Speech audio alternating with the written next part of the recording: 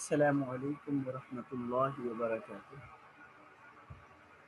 اعوذ باللہ من الشیطان الرجیم، بسم اللہ الرحمن الرحیم۔ وجاء إخوة يوسف فدخلوا عليه فعرفهم وهم له منكرون۔ اس رکوع کا پہلے ترجمہ سن لیجئے، ایک ہی مضمون ہے تو پھر انشاءاللہ اس کا خلاصہ اس کر دیں گے۔ پورے رکوع کا ترجمہ دیکھ لیجئے۔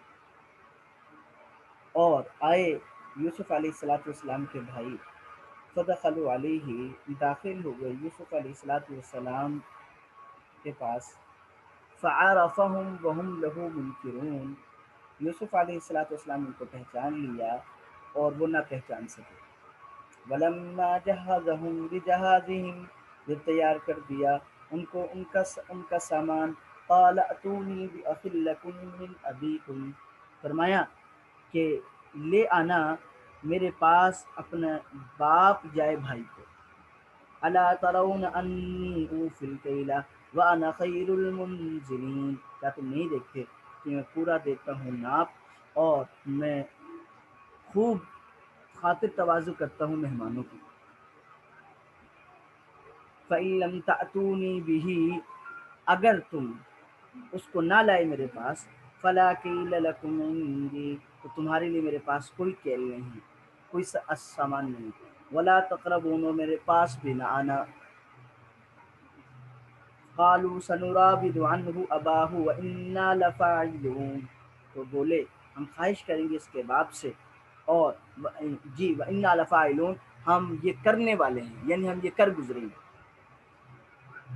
وقال لفتیانہ جعلوا بضاعتهم فی رحالہم، اور کہہ دیا اپنے خدمت گاروں کو کہ رکھ دو ان کی پونجی ان کے سامان میں، لعلہم یعرفونہا، تاکہ اس کو پہچانے، اذا انقلبوا الی اہلہم، جب پھر کر پہنچے اپنے گھر، لعلہم یرجعون، تاکہ یہ واپس لوٹ آئیں۔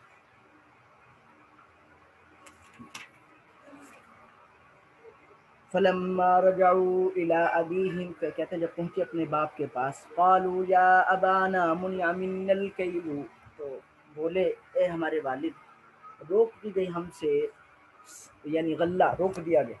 فارسل معنا اخانا نکتل وانا له لحافظون، تو بھیج ہمارے ساتھ ہمارے بھائی کو، تو نقتل تاکہ ہم بھر کر لائیں، وَإِنَّا لَهُ، یعنی وہ سامان لے آئیں، وَإِنَّا لَهُ لَحَافِظُونَ، اور ہم اس کے نگہبان بھی ہیں۔ قَالَ هَلْ آمَنُكُمْ عَلَيْهِ إِلَّا كَمَا أَمِنْتُكُمْ عَلَىٰ أَخِيهِ مِنْ قَبْلُ، تو یعقوب علیہ السلام نے کہا کیا میں اعتبار کروں تم پر جیسا کہ تم پر اعتبار کیا تھا اس کے بھائی کی صورت میں اس سے پہلے۔ فَاللَّهُ خَيْرٌ حَافِظًا وَهُوَ أَرْحَمُ الرَّاحِمِينَ، اللہ تعالیٰ بہتر نگہبان ہے اور وہی سب مہربانوں سے مہربان ہے۔ وَلَمَّا فَتَحُوا مَتَاعَهُمْ وَجَدُوا بِضَاعَتَهُمْ رُدَّتْ إِلَيْهِمْ، جب کھولا انہوں نے اپنا سامان، وَجَدُوا بِضَاعَتَهُمْ، پایا اپنی پونجی کو، رُدَّتْ إِلَيْهِمْ، جو پھیر دی گئی تھی ان کی طرف۔ قَالُوا يَا أَبَانَا مَا نَبْغِي، تو بولے کیا اے ہمارے ابا جان ہمیں اور کیا چاہیے۔ هَذِهِ بِضَاعَتُنَا رُدَّتْ إِلَيْنَا، یہ ہماری پونجی ہمیں واپس کر دی گئی ہے۔ وَنَمِيرُ أَهْلَنَا وَنَحْفَظُ أَخَانَا، اور ہم سامان لے کے آئیں گے اپنے گھر والوں کے لیے اور اپنے بھائی کی حفاظت کریں گے۔ وَنَزْدَادُ كَيْلَ بَعِيرٍ، اور زیادہ لائیں گے ایک اونٹ کا سامان۔ ذَلِكَ كَيْلٌ يَسِيرٌ، اور یہ سامان کا لانا ہمارے لیے آسان ہے۔ قَالَ لَنْ أُرْسِلَهُ مَعَكُمْ، تو باپ نے کہا ہرگز نہ بھیجوں گا اس کو تمہارے ساتھ، حَتَّىٰ تُؤْتُونِي مَوْثِقًا مِّنَ اللَّهِ، یہاں تک کہ تم دو پکا عہد اللہ کا، لَتَأْتُنَّنِي بِهِ، کہ تم پہنچا دو گے بنیامین کو میرے پاس، إِلَّا أَن يُحَاطَ بِكُمْ، مگر یہ کہ گھیر لیے جاؤ تم سب۔ فَلَمَّا آتَوْهُ مَوْثِقَهُمْ، جب انہوں نے پکا عہد دے دیا، قَالَ اللَّهُ عَلَىٰ مَا نَقُولُ وَكِيلٌ، تو یعقوب علیہ السلام بولے اللہ ہماری باتوں پر نگہبان ہے۔ وقال یا بنی لا تدخلوا من باب واحد وادخلوا من ابواب متفرقہ، یعقوب علیہ السلام بولے پیارے بیٹو، نہ داخل ہونا ایک دروازے سے اور داخل ہونا مختلف دروازوں سے۔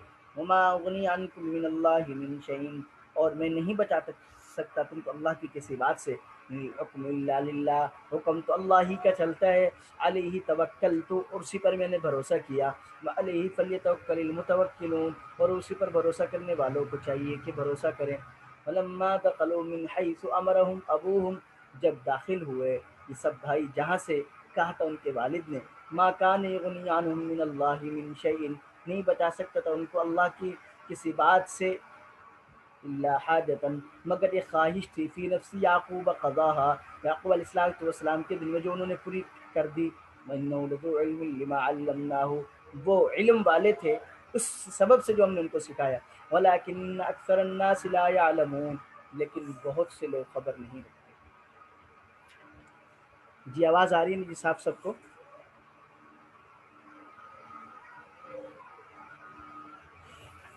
इन आयत मुबारक में हज़रत यूसुफ़ अलैहिस्सलातु वस्सलाम के भाइयों का आने का तज़किरा है, यानी बिला आखिर कहत का दौर आया, ठीक है, तो और उस कहत के असर और मुल्कों तक पहुँचे, तो उनमें से एक किनान भी था जहाँ तक कहत के असरात पहुँचे।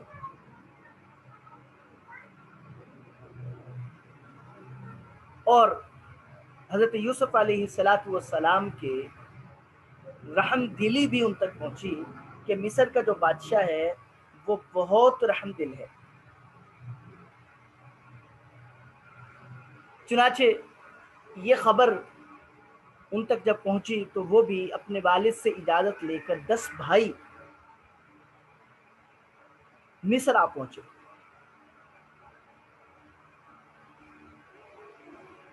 अब मुफस्सिरीन ने लिखा है कि यकीनन इस तरह के इंतज़ाम यूसुफ़ अलैहिस्सलाम ने किया होगा कि गल्ला की जो फ़रोख्त थी उसकी निगरानी खुद करते थे,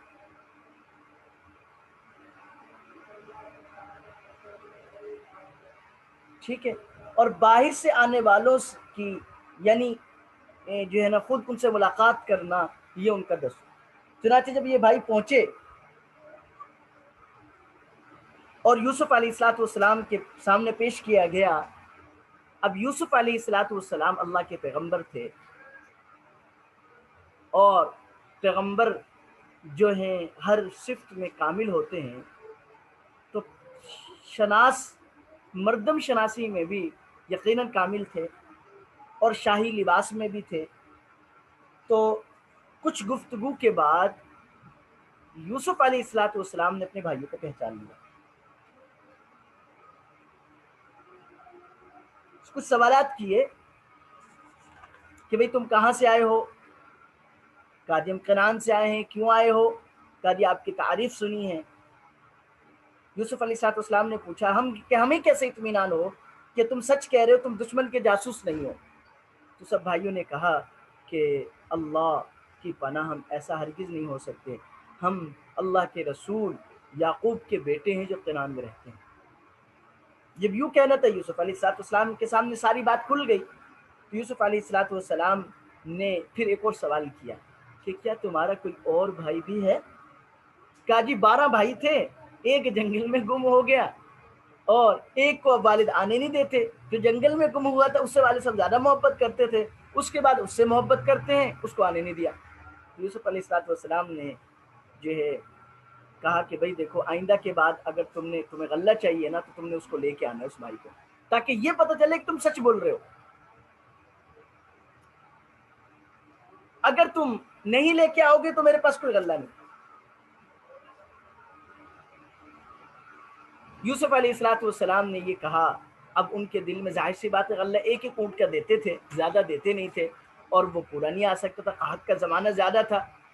तो जब ये वापस पहुँचे हैं तो वालिद साहब से जाके कहा कि उनने मतलब अब हमें दोबारा गल्ला मिलने की सूरत यही है, मुन्या मिनल कैल फासिल माना क़ाल नक़द, अगर हमारा भाई जाएगा तो हमें कैल करके देंगे, वो हमें सामान देंगे वरना नहीं देंगे, ठीक है। हज़रत याकूब अलैहिस्सलाम ने पिछली बात दोहराई कि यूसुफ की दफ़ा भी तुमने यूं ही कहा था, लेकिन کیا اسی طرح اعتبار کر لوں تم پر؟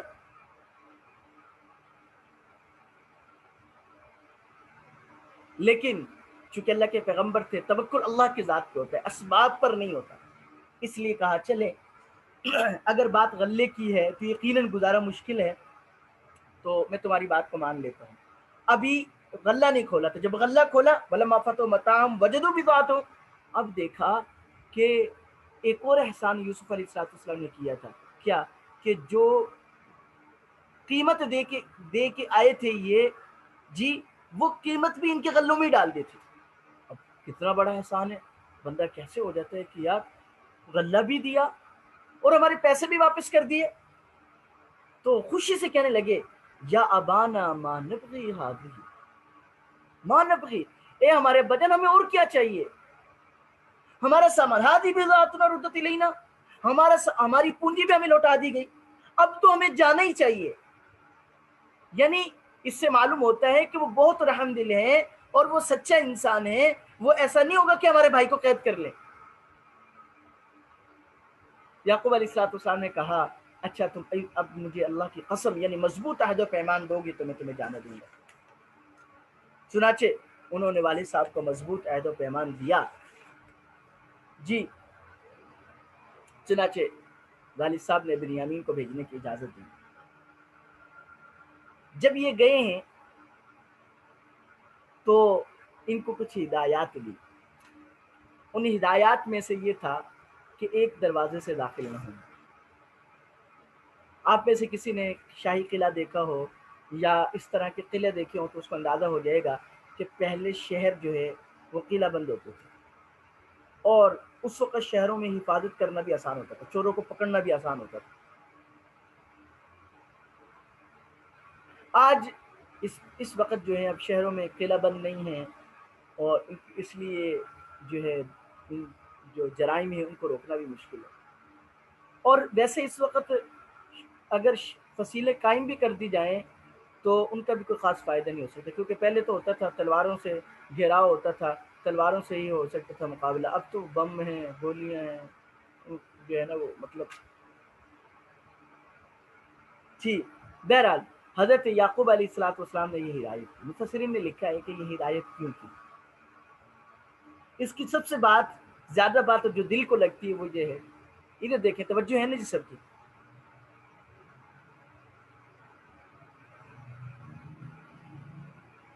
کہ ظاہر سی بات ہے حضرت یوسف علیہ السلام اتنے حسین تھے تو یقیناً کچھ نہ کچھ حسن تو اللہ نے ان کے بھائیوں کو بھی دیا ہوگا نا۔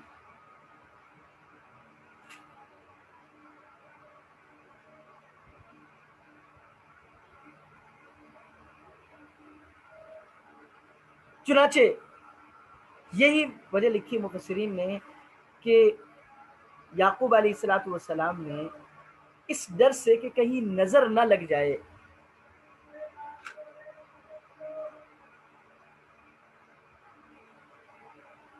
اس وجہ سے کہا کہ یا بنی لا تدخلوا من باب واحد،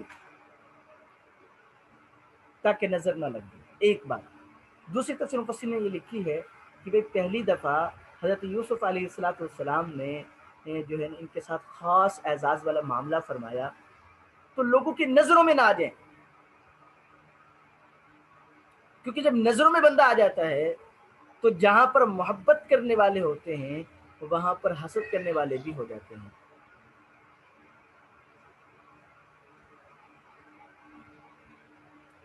ٹھیک ہے، تو بہرحال لیکن ادھر توجہ کیجئے گا، حضرت یعقوب علیہ السلام نے ہدایت تو دے دی لیکن ساتھ ساتھ یہ بھی بتلا دیا کہ یہ ہماری جو ہے جو احتیاط ہے یہ تقدیر کو نہیں ٹال سکتی۔ بات سمجھ آ رہی ہے؟ ہماری احتیاط تقدیر کو نہیں ٹال سکتی۔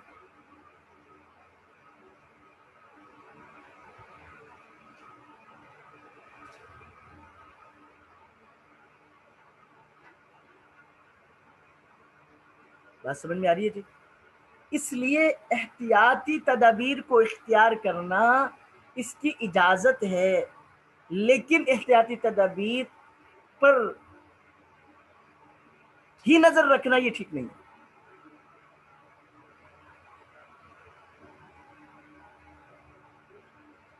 کیونکہ تقدیر کو کوئی چیز نہیں ٹال سکتی.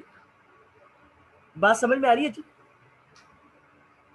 تقدیر کو کوئی، اب دیکھیں انہوں نے احتیاط کی، وَلَمَّا دَخَلُوا مِنْ حَيْثُ أَمَرَهُمْ أَبُوهُمْ، جیسے ابا جان نے حکم دیا تھا ایسے ہی داخل ہوئے، لیکن اس احتیاطی تدابیر کا کوئی فائدہ نہیں ہوا.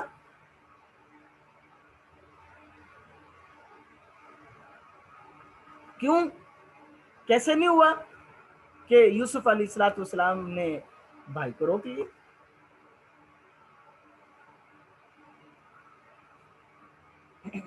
تو بہرحال وَإِنَّهُ لَذُو عِلْمٍ لِمَا عَلَّمْنَاهُ وَلَكِنَّ أَكْثَرَ النَّاسِ لَا يَعْلَمُونَ. تو اس میں اس رکوع میں یہ تو اس کا خلاصہ تھا. کچھ فوائد ہیں جو میں آپ سے انشاءاللہ تفصیل عرض کرتا ہوں. ایک بات غور کیجیے گا ذرا توجہ سے. یوسف علیہ السلام کے 10 بھائی تھے جنہوں نے یوسف علیہ السلام کو کنویں میں ڈالا، یوسف علیہ السلام کے ساتھ زیادتی کی. والد محترم کو ان کے جھوٹ کا پتہ بھی چل گیا، لیکن توجہ ہے، غور کیجیے گا، اللہ مجھے بھی توفیق دے. اتنے بڑے جرم کے باوجود حضرت یوسف علیہ السلام کے والد محترم حضرت یعقوب علیہ السلام نے بیٹوں کو گھر سے نہیں نکالا.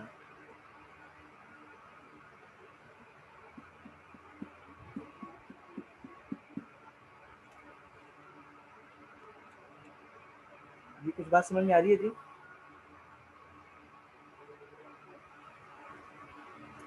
حضرت یوسف علیہ یعقوب علیہ السلام نے بیٹوں کو گھر سے نہیں نکالا. کتنی بڑی بات.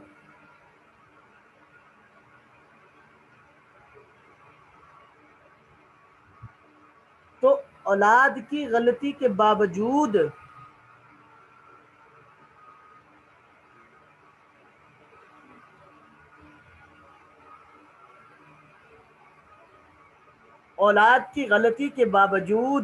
اولاد سے اچھا معاملہ رکھنا، یہ حضرت یعقوب علیہ السلام کے طرز عمل سے پتہ چلتا ہے. اور اس طرح کا معاملہ رکھا کہ دوبارہ سے فرمائش کرنے پر والد صاحب سے فرمائش کر لی کہ بنیامین کو بھی بھیج دو. ہاں البتہ ان کی جو غلطی تھی اس پر توجہ ضرور دلائی کہ بھئی تم نے پہلے یہ غلطی کی تھی، ایسا نہ ہو کہ یہ غلطی دوبارہ کرو.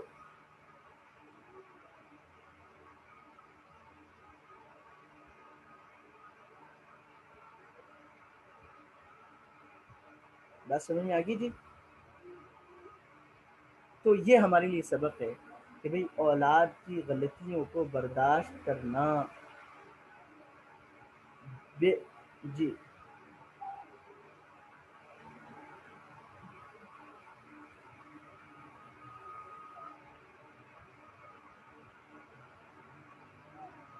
اولاد کی غلطیوں کو برداشت کرنا سیکھیں. پھر ایک اور بات، وہ بھائی 10 بھائی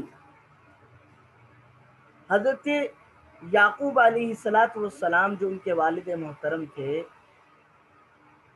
ان کے ساتھ، یعنی اس غلطی کے بعد، ہاں بلکہ یہ بات والد محترم اگرچہ غلطی ان کی تھی لیکن ان کی اصلاح سے مایوس نہیں ہوئے.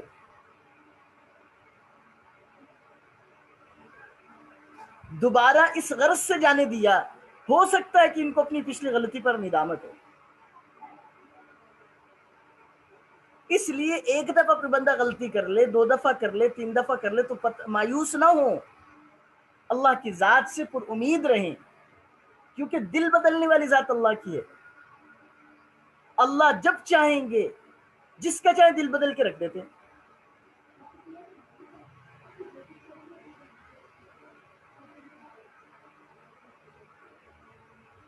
بات سمجھ میں آ گئی جی؟ اس لیے یہ چیز مایوسی نہیں ہے، مایوسی.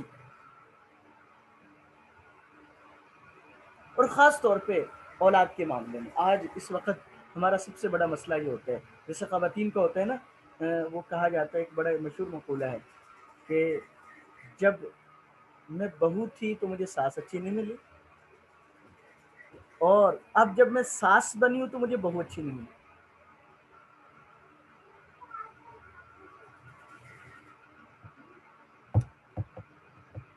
بات سمجھ میں آ رہی ہے جی؟ بہو تھی تو ساس اچھی نہیں ملی، اب ساس بنی ہوں تو بہو اچھی نہیں ملی. تو بتلائیں اس نے اپنی کہیں غلطی دیکھی ہے؟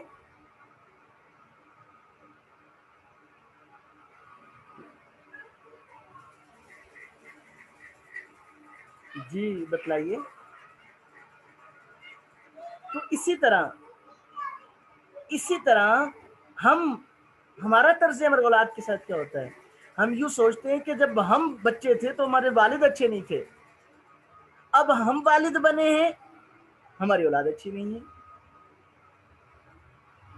ہمارے استاد محترم، ایک بات عرض کرتا ہوں اگر اجازت ہو توجہ. اصل میں اگر آپ فوری جواب دیتی رہیں تو پھر مجھے پتا ہوگا کہ آپ مکمل توجہ سے بات کو سمجھو. تو استاد محترم کا ایک طرز عمل تھا، اللہ مجھے بھی توفیق دے، بڑی کوشش کرتا ہوں لیکن بس اوقات کوتاہی ہو جاتی ہے. وہ فرماتے تھے کہ بھئی میں نے اپنی اولاد کو کبھی حکم نہیں دیا کہ یہ کام کر لو. بڑی پتے کی بات ہے. فرماتے تھے میں ہمیشہ یوں کہتا ہوں کہ بھئی بیٹا یہ کام کر لو گے. اچھا اس کا فائدہ کیا ہوتا ہے؟ اس کا فائدہ یہ ہوتا ہے کہ اگر اولاد نہیں مانے گی تو وہ گنہگار نہیں ہوگی، کیونکہ حکم نہیں دیا، اختیار دیا. ہوتا یہ ہے کہ وہ اولاد کو حکم کرتے رہتے، یہ کام کرو، یوں کرو، یوں کرو. اب جب اولاد نہیں مانتی تو وہ گنہگار ہوتی ہے، تو اس کا نتیجہ یہ ہے کہ اس کے برے اثر ان پہ پڑتے ہیں. اور ہم نے دیکھا تو ان کو دیکھا، انتقال فرما گئے ان کے بیٹے. اب ماشاء اللہ ایک بہت بڑی آس اکیڈمی، بہت بڑا ادارہ ہے رائے گنج کے پاس، تو اس میں مدرس ہیں. کہتے ہم نے کبھی، والد صاحب نے ہمیں یہ حکم نہیں دیا کہ بیٹا یوں کرو، کیونکہ فرماتے بیٹا یہ کام کر لو گے. یہ بہت اچھا طرز عمل ہے.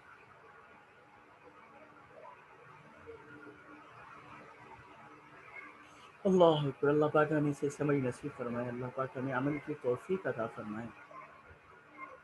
تو یہ چیز بہت بڑی ہے اس دور میں کہ ہم اپنی غلطی کو نہیں دیکھیں گے. ہم یہ سمجھیں گے کہ بس جیسے وہی والی بات ہے، اگر ہم بچے ہیں تو ہمارے والد غلط تھے، اگر ہم والد ہیں، ہم والدہ ہیں، ہمارے بچے غلط.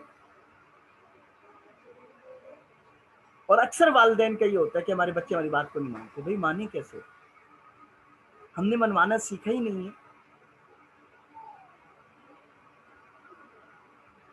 اکثر طور پر گھروں میں ہم بچوں سے سختی سے بات کرتے ہیں، یہ بھی غلط ہے. نرمی سے بات کرنے کی عادت ڈالیں. باہر کتنی پیار محبت سے کرتے ہیں. آپ تو ماشاء اللہ خواتین ہیں، آپ کو اس سے زیادہ تجربہ ہوگا کہ بھئی باہر کیسے بات کرتی ہیں، لیکن اولاد سے نہیں کرتی، شوہر سے نہیں کرتی، عزیز و اقارب سے زیادہ نہیں کرتی. ہاں سہیلیاں ہیں، باقی باہر کی خواتین ہیں، ان سے. اور حضور علیہ الصلوۃ والسلام نے کیا فرمایا؟ انا خیرکم خیرکم خیرکم لأہلہ وانا خیرکم لأہلی. فرمایا تم میں سے بہترین وہ ہے جو اپنے گھر والوں سے بہتر، اور میں اپنے گھر والوں سے سب سے بہترین، مطلب اچھا اخلاق. اس لیے بہت بڑا ایک وہ ہے کہ بھئی ہمیں اپنی اولاد کے ساتھ کس طرح. ایسا نہیں کہ ہمارا حکم چل رہا ہے بس جی تھوڑی سی بات نہیں مانی نکل جاؤ یہاں سے، دفع ہو جاؤ، گھر چھوڑ دو. جس کا نتیجہ یہ ہوتا ہے کہ ایک وقت وہ آتا ہے کہ وہ چھوڑ جاتے ہیں، پھر ہم تلاش کرتے پھرتے ہیں، پھر ہم ان کو ڈھونڈتے ہیں. تو اس سے پہلے کہ میں دیر ہو جائے ہمیں اس طرز عمل کو، اللہ کرے اللہ ہمیں صحیح سمجھ نصیب فرمائے. لیکن ایک بات یاد رکھیے گا کہ اعتدال ہونا ضروری ہے. یہ بھی نہیں کہ اتنی نرمی کر لیں کہ ان کی کسی غلط بات پر نہ ٹوکیں، ان کو سزا نہ دیں، ایسا بھی نہ کریں. یہ طرز عمل ہمارا نہیں، اسلام کو نہیں، کیونکہ اس سے بچے بدتمیز ہوتے ہیں، بے ادب ہوتے ہیں. دیکھیں جسمانی سزا کی بھی گنجائش ہے، پریشان نہ ہو. جسمانی سزا، ہاں جسمانی سزا میں حد سے زیادہ مارنا، ایک دو تھپڑ مارنا، ایک دو ان کو کرنا، یہ اس کا حصہ ہے. اتنا خوف ضرور ہونا چاہیے کہ وہ بے ادبی نہ کرے، البتہ زیادہ سختی بھی نہیں، اعتدال، تاکہ وہ متنفر بھی نہ ہو. جیسے کہتے ہیں اتنا میٹھا بھی نہ بنو کہ جو مخاطب ہے سامنے والے ساتھ والا وہ ہڑپ کر دے، اور اتنا کڑوا بھی نہ بنو کوئی تھوک دے. اعتدال، اعتدال، اعتدال کی زندگی. بات سمجھ میں آئیے.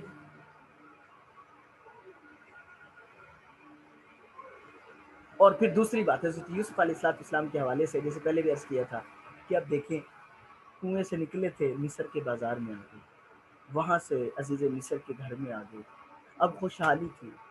تو چاہتے تو والد کو اطلاع کر سکتے تھے نا، کسی کو کہہ سکتے تھے کہ میرے والد کنان میں رہتے ہیں، ان کو جا کے بتلا دو کہ یوسف یہاں ہے.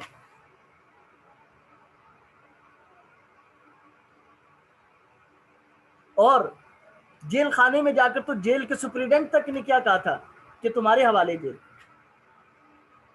لیکن اطلاع نہیں کی والد. پھر اس کے بعد بادشاہ بن گئے، 7 سال جو ہے وہ فراوانی کے رہے، نہیں اطلاع. پھر بھائی آئے ہیں، ان میں سے کسی کو بھی کر سکتے نہیں.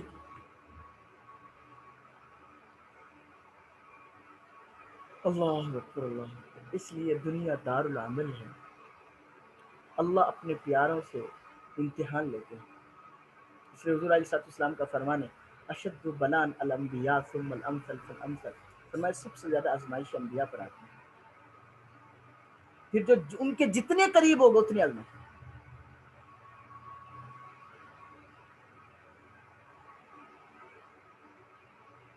اللہ اکبر، اللہ اکبر، اللہ قربان جائیں کیسی آزمائش.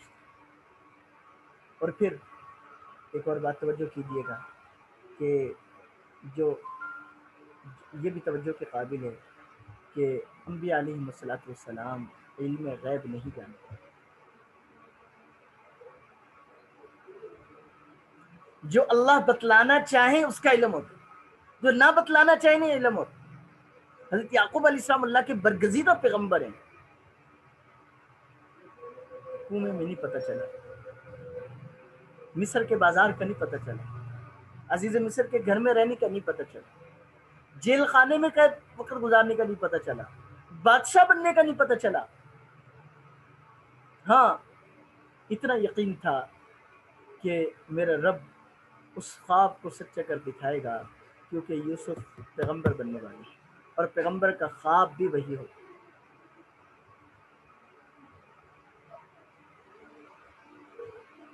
اللہ اکبر، اللہ اکبر. تو بہرحال ان باتوں کو ذہن نشین کیجیے گا، یہ ہمیں انشاءاللہ زندگی میں کام دیں گے. اللہ تعالیٰ مجھے بھی صحیح سمجھ نصیب فرمائے، آپ کو بھی. اور یوسف علیہ السلام باقی زیادہ تفصیلات تو ہیں، تو میں نے چونکہ وقت کی کمی ہی آگے، اس لیے میں نے کیا رکوع کا خلاصہ کوشش کرتا ہوں آپ کو بتلاتا رہوں. اللہ تعالیٰ ہمیں صحیح سمجھ نصیب فرمائے. دعاؤں میں یاد رکھیے گا. السلام علیکم ورحمۃ اللہ وبرکاتہ.